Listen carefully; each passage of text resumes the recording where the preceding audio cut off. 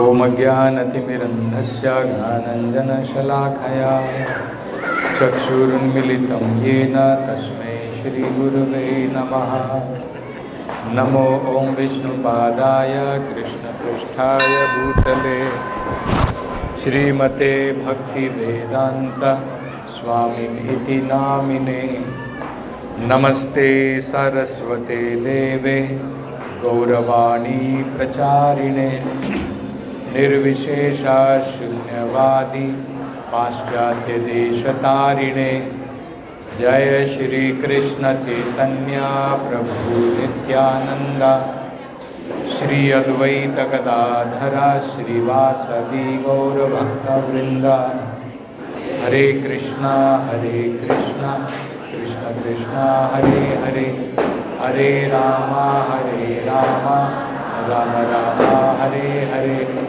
हरे कृष्णा कृष्ण कृष्ण हरे हरे, हरे राम राम राम हरे हरे। हरे कृष्णा कृष्ण कृष्ण हरे हरे, हरे राम राम राम हरे हरे। हरे कृष्णा। तो आज का दिन श्री राधा अष्टमी। जैसे कृष्ण जन्माष्टमी, अष्टमी के दिन भगवान कृष्ण स्वयं इस धरती पर प्रकट हुए थे, जिसे हम जन्माष्टमी के रूप में मनाते हैं। इसी प्रकार अष्टमी के दिन ही श्रीमती राधा रानी, उनका भी प्राकट्य है, जिसे हम राधा अष्टमी के रूप में मनाते हैं। सबसे पहले ये समझना महत्वपूर्ण है, जिस प्रकार से, क्यों प्रॉब्लम थोड़ा कम करो, जिस प्रकार से कृष्ण कोई साधारण पुरुष नहीं है, श्रीमती राधा रानी कोई साधारण स्त्री नहीं है। जिस प्रकार से भगवान कहते हैं जन्म कर्म च मे दिव्यम, भगवान के जन्म और कर्म दिव्य है, इसी प्रकार से श्रीमती राधा रानी के जन्म और उनके कर्म भी दिव्य है। तो श्रीमती राधा रानी कौन है, ये समझना बड़ा महत्वपूर्ण है। कृष्ण के बारे में तो हम जानते हैं, भगवत गीता में स्वयं भगवान अपने बारे में बताते हैं। मत्तः परतरम नान्यात् किंचित अस्ति धनंजय। भगवान कहते हैं कि परम तत्व स्वयं भगवान है, कृष्ण है। मत्तः परतरम न अन्यात्, मुझसे परम और कुछ नहीं है।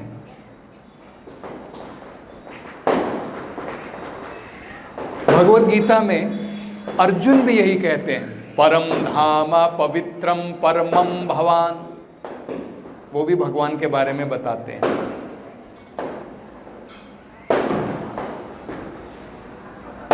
ब्रह्म संहिता में भगवान को कहा है सर्व कारण कारणम, भगवान सभी कारणों के कारण। हम लोगों के कुछ कारण है, हमारे माता पिता, उनके कारण कौन है? उनके माता पिता। लेकिन सभी के कारण भगवान कृष्ण हैं। सभी के कॉज, सभी के आदि भगवान हैं। तो प्रश्न ये उठेगा, भगवान का कारण कौन है? तो वो भी ब्रह्म संहिता में कहा है, अनादिर आदिर गोविंदा। उनका कोई कारण नहीं है, अनादिर, वो सबके कारण है, सर्व कारण कारण। तो भगवान के बारे में तो हमको समझ में आ गया। बलराम जयंती के दिन हमने ये भी समझा था, बलराम जी में और कृष्ण में कोई अंतर नहीं है, केवल अंतर इतना है, वही भगवान, वही पुरुषोत्तम श्याम वर्ण में कृष्ण है और सफेद वर्ण में, श्वेत वर्ण में बलराम है। प्रभुपाद जी कहते हैं केवल अंतर वो है, अन्यथा कृष्ण और बलराम में ऐसा कोई अंतर नहीं है। इसी प्रकार से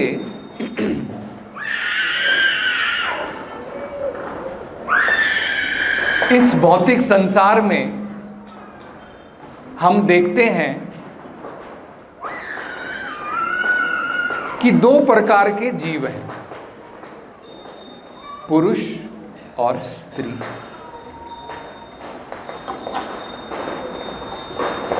तो ये दो प्रकार के जीव कहां से आए? क्यों न केवल पुरुष था? क्योंकि इन सब के आदि कारण भगवान हैं। ओरिजिनली भगवान, उनकी ही फेमिनिन फॉर्म, वेदों में कहा है, भगवान का ही स्त्री का रूप श्रीमती राधा रानी है। ये वेदों के अंदर में बताया है, चैतन्य चरितामृत में इसका वर्णन है। श्रीमती राधा रानी भगवान की ही अंतरंगा शक्ति है। तो बड़ा सुंदर श्लोक है जिसे समझना बहुत महत्वपूर्ण है, जिससे हम कृष्ण तत्व और राधा तत्व दोनों को समझ सकते हैं। तत्व में दोनों एक है, लीला के कारण दो है। ये समझना इंपॉर्टेंट है। तत्व में एक है, लीला में दो है। तो देखिए क्या कहा है, राधा कृष्ण प्रणया। राधा और कृष्ण का जो प्रेम है, प्रणया मतलब होता है प्रेम। राधा और कृष्ण की अनेकों प्रेम की लीलाएं हैं। राधा कृष्ण प्रणया ये क्या है? विकृतिर हल्लादिनी शक्ति रस्मा। ये जो श्रीमती राधा रानी है, ये भगवान का ही ट्रांसफॉर्मेशन है हल्लादिनी शक्ति के रूप में। हल्लादिनी शक्ति रसपात। प्रभुपाद जी कहते हैं, when Krishna wants to enjoy, he takes the form of Shrimati Radha Rani. तो आगे कहा है, एकात्मनौ अपि, दे आर वन। एकात्मनौ अपि, कोई डिफरेंस नहीं है। राधा और कृष्ण में कोई अंतर नहीं है। एकात्मनौ अपि, भुवि, इस धरती के ऊपर पूरा चिरकाल से, फ्रॉम बिगिनिंगलेस टाइम, जिस समय को कोई नहीं समझ सकता है, चिरकाल से देह भेदम गतौ तौ, उन्होंने दो देह धारण करी है, उनकी देह में भेद है। एकात्मनौ अपि, दोनों एक हैं लेकिन फिर भी दो देह की प्राप्ति की है चिरकाल से। अब आगे कहते हैं चैतन्याख्यम, जिन्हें चैतन्य महाप्रभु कहते हैं, चैतन्य आख्यम, प्रकटम अधुना, जो कलयुग में प्रकट हुए हैं। अधुना मतलब अभी, कलयुग में जो प्रकट हुए हैं। तद्वयम चैक्यम, वो दो जो देह थे राधा और कृष्ण, वो ऐक्यम, अब दोबारा एक हो गए हैं। जो राधा और कृष्ण जो दो देह थे, अब चैतन्य महाप्रभु के रूप में एक हो गए हैं। तद्वयम च ऐक्यम, और ये चैतन्य महाप्रभु जो एक हो गए हैं, किस प्रकार से एक हो गए हैं वो भी बताया है। राधा भाव द्युति, दो चीजें श्रीमती राधा रानी की चैतन्य महाप्रभु ने जो ग्रहण की है, एक राधा रानी का भाव, दूसरा द्युति, उनका शरीर का वर्ण, उनके शरीर की कांति। इसलिए चैतन्य महाप्रभु को स्वर्ण अवतार कहते हैं, गोल्डन अवतार, क्योंकि तप्त कांचन गौरांगी, राधा रानी के वर्ण शरीर के बारे में कहा है तप्त कांचन, मोल्टन गोल्ड, उनके शरीर का वर्ण कैसा है? गोल्ड है, कांचन की भांति है। और कैसा कांचन? मोल्टन गोल्ड, तप्त हुआ, गर्म हुआ।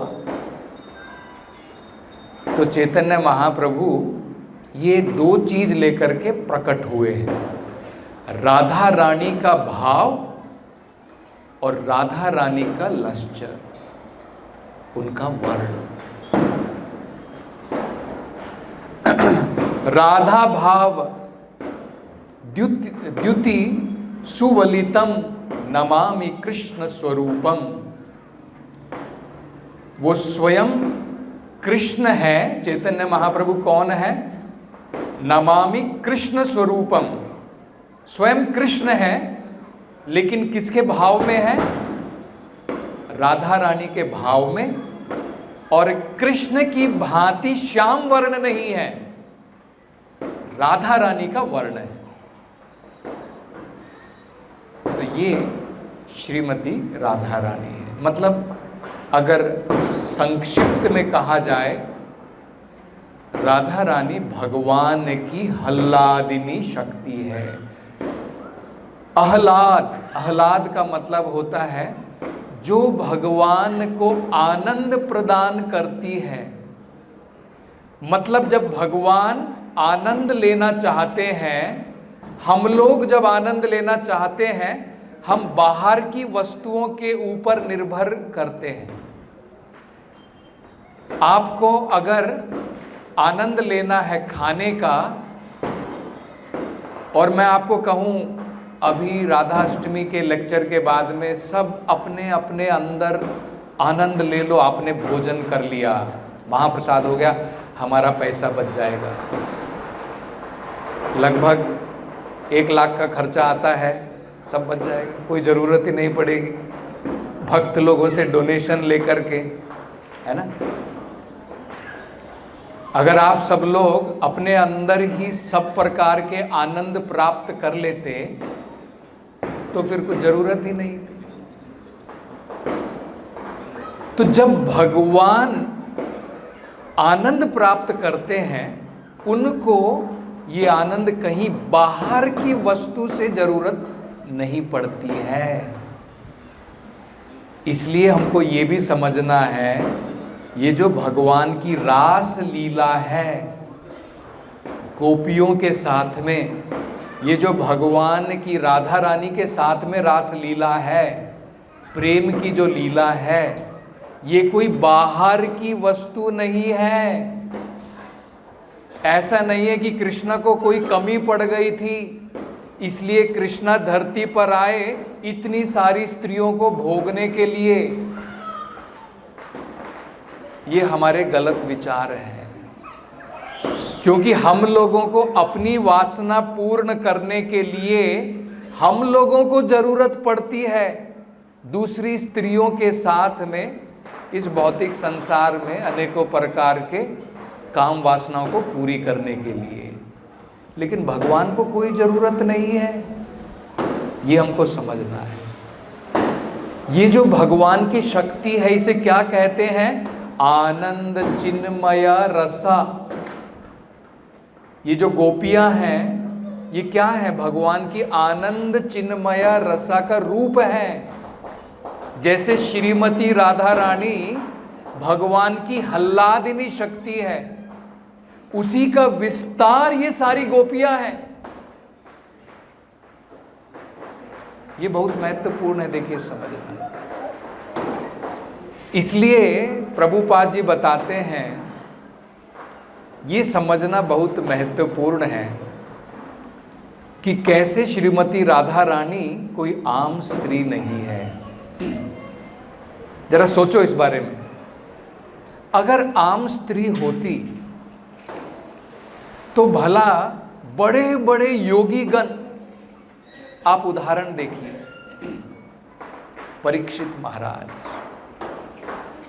परीक्षित महाराज जो है जन्म से लिबरेटेड थे, मुक्त पुरुष थे। परीक्षित महाराज बिना कुछ वस्त्र धारण किए हुए मुक्त पुरुष हैं, चल करके जा रहे। वहां पर पास में तालाब में कुछ स्त्रियां स्नान कर रही, लेकिन भागवतम में बताया है कि सुखदेव गोस्वामी जो है पूर्ण रूप से अपने जन्म से ही मुक्त पुरुष है। तो सुखदेव गोस्वामी जन्म लेने के बाद में घर बार सब छोड़ करके, तो भागवतम में कहा है कि जब वेद व्यास वहां से गुजरे, इन स्त्रियों ने अपने तन को ढक लिया। लेकिन जब सुखदेव गोस्वामी वहां से गुजरे तो इन स्त्रियों ने अपने तन को ढकने का प्रयास भी नहीं किया, क्योंकि उन्हें पता है सुखदेव गोस्वामी का इन भौतिक संसार की सुंदरताओं से कुछ लेना देना नहीं है। बड़े बड़े महान ऋषिगण भौतिक सुखों को त्याग करके, भौतिक सुंदरता को त्याग करके भगवान कृष्ण की भक्ति करते हैं। भौतिक सुंदरता का त्याग करके, तो क्या वो भगवान जिसके लिए भौतिक सुंदरता को त्याग करके हम उनके पास में जाते हैं, वो भौतिक सुंदरता के पीछे भागेंगे? जरा सोचिए, क्या ये लॉजिकल है? कई बार हमारे मन में आता है, अरे भगवान कृष्ण ने इतनी सारी गोपियों के साथ में रास रचाया, मेरी भी अगर 3-4 गर्लफ्रेंड है तो क्या बड़ी बात है। हम लोग ऐसा कंपेयर करते हैं, ऐसा सोचते हैं। तो ये हमको समझना है कि दोनों में बहुत अंतर है। भगवान किसी भौतिक स्त्री का भोग नहीं कर रहे हैं, ये और कुछ नहीं है, भगवान की स्वयं की शक्ति है, भगवान की स्वयं की आनंद देने वाली शक्ति है। इसको कहते हैं हल्लादिनी शक्ति या आनंद चिन्मया रसा। तो आध्यात्मिक संसार में जो भी वस्तुएं हैं, ये हमें याद रखना चाहिए, सब आनंद चिन्मय रस स्वरूप है, जो भगवान की खुशी के लिए, भगवान को आनंद देने के लिए कार्य करती है। और क्योंकि हम भगवान को आनंद देने की जगह हम खुद आनंद भोगना चाहते थे, इसलिए हम इस भौतिक संसार में। ये देखिए अंतर है। स्पिरिचुअल वर्ल्ड का मतलब क्या है, मटेरियल वर्ल्ड का मतलब क्या है। स्पिरिचुअल वर्ल्ड का मतलब ये है जहां पर एकले ईश्वर कृष्ण और सब भृत्या, एकमात्र ईश्वर जहां पर भगवान कृष्ण है, बाकी सब भगवान के सेवक हैं। बलराम से लेकर के, राधा रानी से लेकर के, गोपियों से लेकर के, सब भगवान के सेवक हैं। सब भगवान को आनंद प्रदान करना चाहते हैं। भौतिक संसार का मतलब क्या है, अहम ईश्वरम, मैं ईश्वर हूं। हिरण्यकशिपु को ले लो, रावण को ले लो, सब यही सोचते हैं मैं ईश्वर हूं। ईश्वर का मतलब क्या होता है, दो बड़े महत्वपूर्ण चीजें हैं, कंट्रोलर, नियंत्रण करने वाला, और भोगने वाला। जब हमारी ये बात समझ में आ जाएगी, कृष्ण एकमात्र भोक्ता है, कृष्ण एकमात्र नियंता है, कंट्रोलर है, बाकी सब प्रीडोमिनेटेड, कंट्रोल्ड हैं, और बाकी सब भगवान के सेवक हैं, उनके भोग के लिए कार्य करते हैं। और उनके भोग के लिए जब हम कार्य करते हैं, उसमें ही हमारा आनंद है। ये बड़ा सरल है समझना। अभी क्लास के बाद में आप सब प्रसाद के लिए जाएंगे। अगर मैं आपको कहूं कि भाई एक काम करो, आपके हाथों के द्वारा रसमलाई खा लो, मुंह में नहीं जानी चाहिए। देखो, मुंह में नहीं लेकर के जाना, पेट में नहीं लेकर के जाना, हाथ के द्वारा भोग लो। भोग सकते हैं क्या? ये शरीर इस प्रकार से बना है, अगर हाथ भोगना चाहता है रसगुल्ले को, रसमलाई को, उसे मुख के द्वारा पेट को देना ही पड़ेगा, अन्यथा हाथ जो है रसगुल्ले को या रसमलाई को नहीं भोग सकता है। इसी प्रकार से हमारा स्वरूप इस प्रकार का है। जीवेर स्वरूप होए नित्येर कृष्ण दास। हमारा स्वरूप क्या है, हम भगवान के अंश हैं, उनके दास हैं, सेवक के रूप में। जैसे हाथ, पांव, सारी इंद्रियां शरीर की सेवक हैं, शरीर की सेवा करके सारी इंद्रियां खुश रह सकती हैं। इसी प्रकार से सभी जीव आनंद की प्राप्ति कर सकते हैं जब हम भगवान कृष्ण को आनंद प्रदान करें। और उनमें से सबसे ज्यादा आनंद प्रदान करने वाली हैं श्रीमती राधा रानी। अगर हमें सीखना है किसी से कि इस कृष्ण को आनंद सबसे बढ़िया कैसे प्रदान करना, तो चैतन्य महाप्रभु ने कहा है गोपियों से सीखना है। और गोपियों में सर्वश्रेष्ठ गोपी जो है वो है श्रीमती राधा रानी।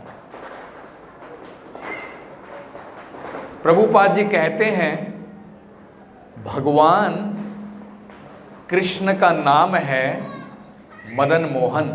अगर आप वृंदावन में जाते हैं, आप एक मंदिर जा सकते हैं, परिक्रमा मार्ग में आता है राधा मदन मोहन।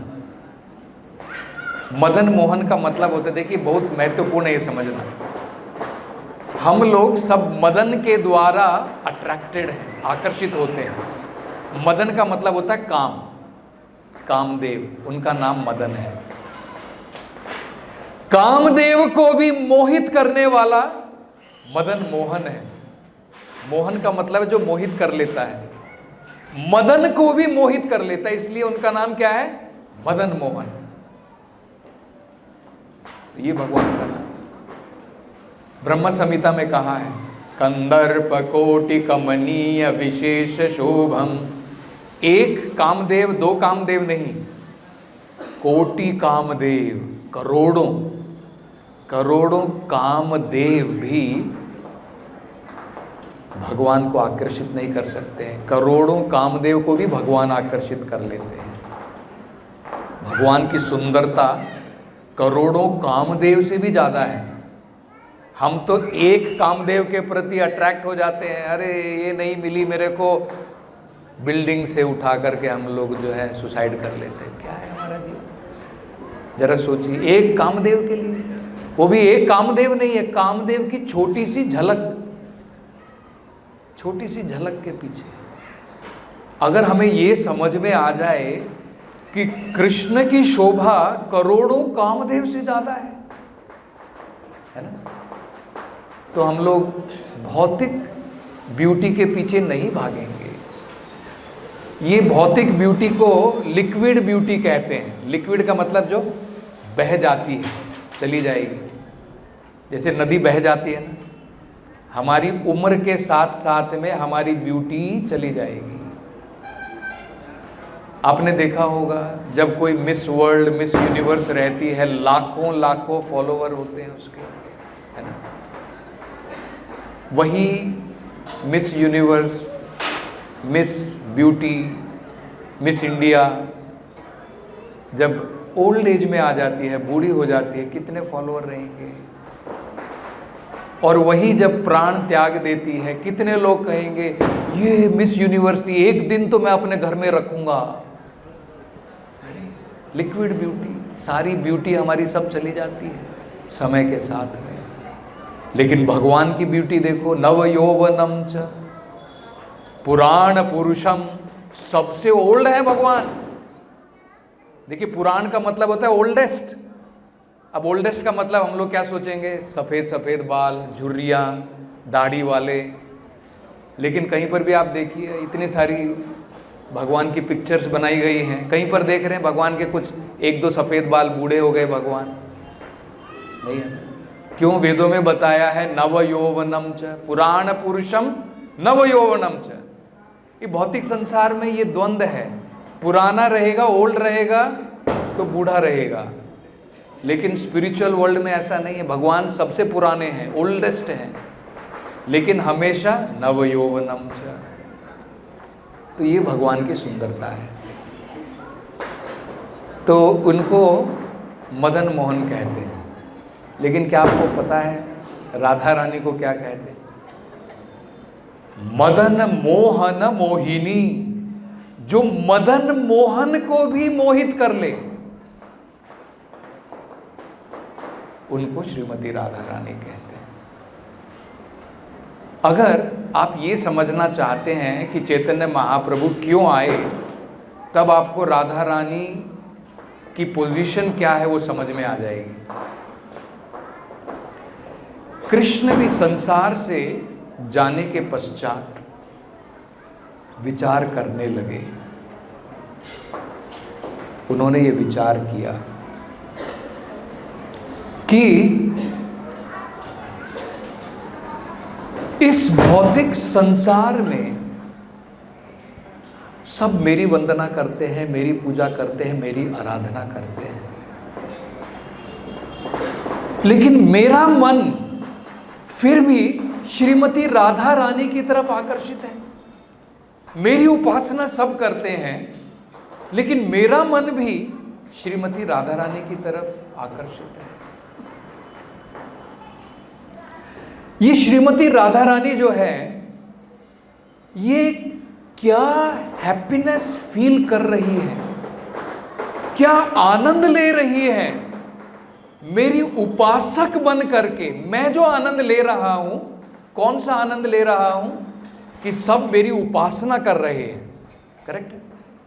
सब मेरी उपासना कर रहे हैं, वो आनंद मैं भोग रहा हूं।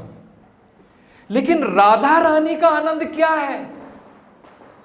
जो मेरी उपासना करके जो आनंद ले रही है, ये आनंद तो मुझे भी नहीं पता है।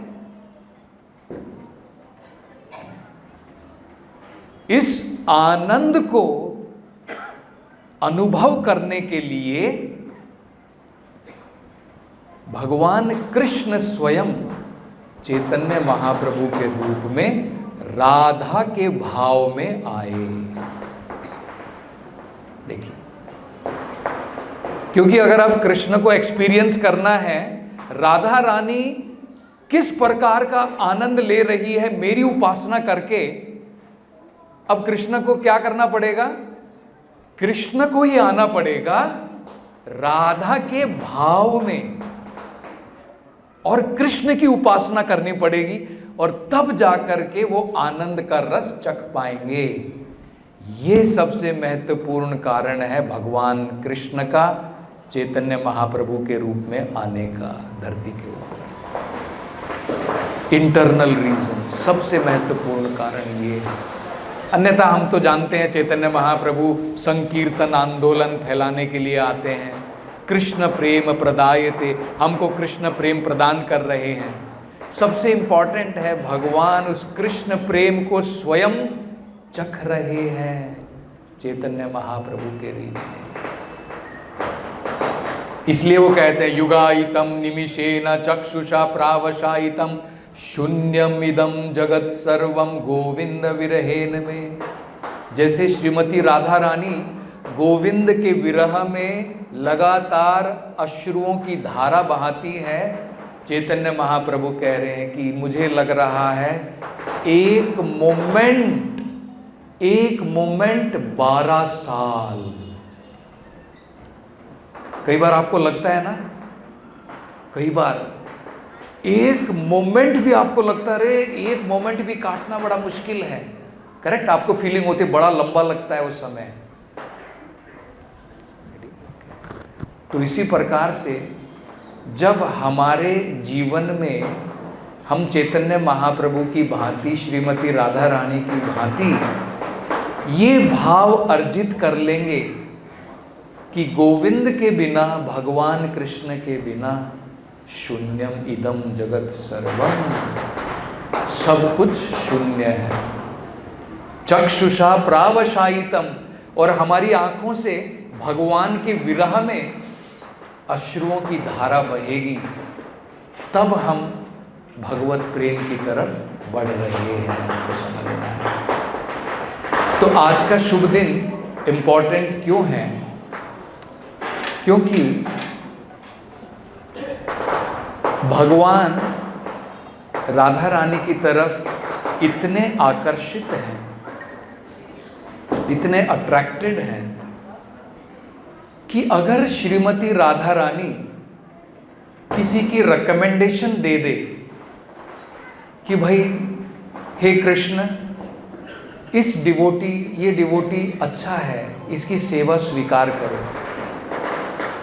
और हो सकता है एक्चुअल में हम नालायक नंबर 1 क्यों ना हो, लेकिन अगर श्रीमती राधा रानी को किसी प्रकार से हम प्रसन्न कर दें और वो हमारी रिकमेंडेशन दे दे, then Krishna can not reject. ये हमें समझना है। इसलिए आप देखेंगे वृंदावन धाम में कोई कृष्ण कृष्ण नहीं कहता है, क्योंकि उन्हें पता है कि कृष्ण को मनाना बहुत मुश्किल है। बहुनाम जन्मनाम अन्ते ज्ञानवान मम प्रपद्यते, है ना? बहुत जन्मों के बाद में कृष्ण की प्राप्ति होती है। उनको शॉर्टकट पता है कि किसी न किसी प्रकार से श्रीमती राधा रानी अगर वो प्रसन्न हो जाएं तो हमारा काम बन गया। इसलिए प्रभुपाद जी कहते हैं वृंदावन में रिक्शा वाला भी कहता है राधे राधे, है कि? और यही हमारी प्रार्थना भी है। अगर आप देखें ये जो हरे कृष्ण मंत्र का हम जप करते हैं, सबसे पहले राधा रानी से ही प्रार्थना कर रहे हैं।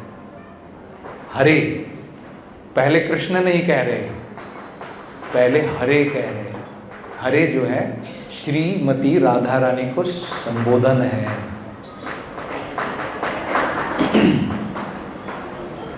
तो हरे कृष्णा कृष्ण कृष्ण हरे हरे, हरे राम राम राम हरे हरे। कृष्ण भावनामृत में ये बहुत महत्वपूर्ण है। बिना श्रीमती राधा रानी की कृपा के कृष्ण की प्राप्ति नहीं होती है, और बिना 6 गोस्वामियों के उनके पथ पर जो उन्होंने मार्ग दर्शाया है, उनके मार्ग पर अगर हम नहीं चलेंगे तो हम श्रीमती राधा रानी को नहीं समझ पाएंगे। बड़ा सरल है।